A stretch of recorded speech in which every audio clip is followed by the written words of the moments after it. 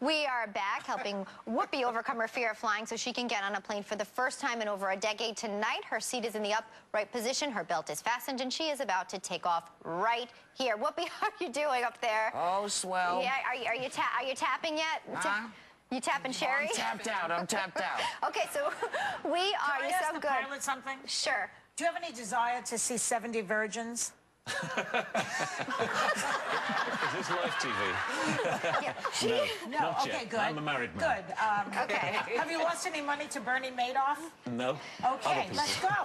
This is a man who wants to live, I can tell. Okay, so we're going to start and simulate a flight, okay? So we're ready in our seats. Are you guys ready? Before we go, though, I think we need some snacks and drinks. Just to sort of ease into the moment. That's right. So, Whoopi, they have chips here for you. Oh, you can have these. They're not corn. They're potato chips. They're your favorite comfort food. Thank you. I'll just have a straight tomato juice. You want a drink, Whoop? Yeah. There's alcohol in it. She'll just... That'll get you through. What do you want? You want some chips? Okay, so we are going to get to it right here. So why don't you take us through? This is going to be the takeoff, right? We can actually put on your goggles. Put your goggles on. What are these for? Because it's a simulator. I don't usually get these on a flight. What are these? Oh, this is a simulator. This is a simulator. You're going to see out the pilot's view here on this one. Okay. Okay, and here we go. If you should be able to see some motion out the front of the pilot's window. This is us taxiing out for takeoff. Okay, so This is what we see. We're taxiing out. We're lining up on JFK Kennedy Airport here. And as expected, there'll be light rocking of the seats. The aeroplane's down the taxiway, and we start the takeoff roll. Takeoff roll starts, the power increase, the noise goes up because the engine's now performing much higher power settings, and we go down the runway till we get a takeoff speed. And here comes takeoff speed. Pilot pulls back on the control column, and we are airborne. Okay, so we're airborne. In the air. We're in the air. We're flying in the air, climbing to our cruising altitude today of 35,000 feet. Oh my. Okay, so we are going to when we're in the air, like of course you do feel like we mentioned before, their seats are moving a little bit. There's always a chance. Little motion. There's always motion. In the air, you'll find a little bit of light turbulence, even if it's slightly more than light turbulence. None of it's ever dangerous.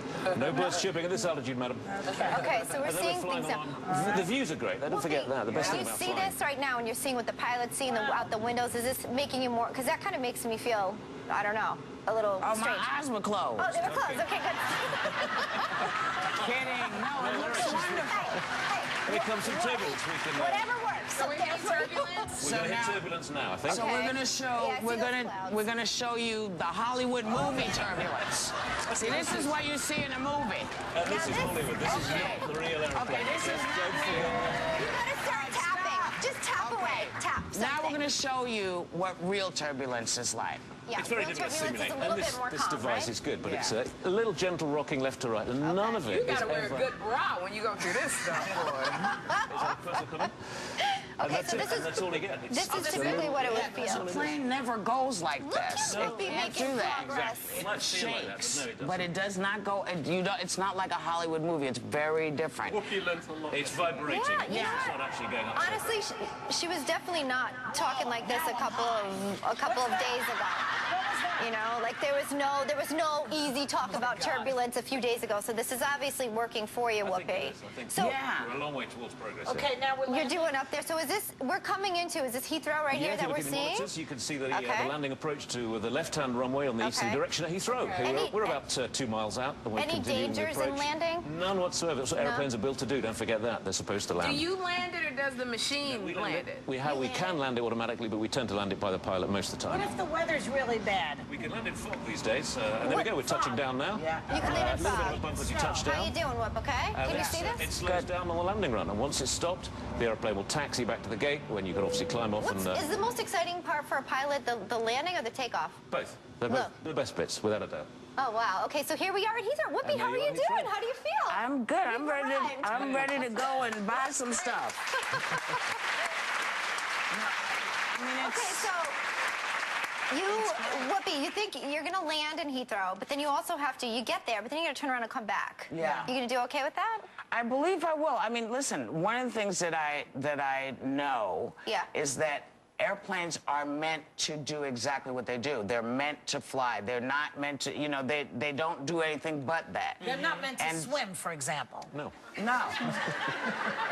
Why do you say that now, Joy? Captain, you know, we've been expressing our concerns too, but as a pilot, what are your main concerns? Like, what are your main things that you would focus on? Well, the whole issue, we do it, we brief it properly, we plan it properly, we've got a great support team, the airplanes are made by correct people. It's a very, very safe way to fly around the world. Explain that there are fail-safes, so because we hear a lot of stuff in the news. Yeah. Everything has a backup system to it. There's never one item only. There's a redundancy mode.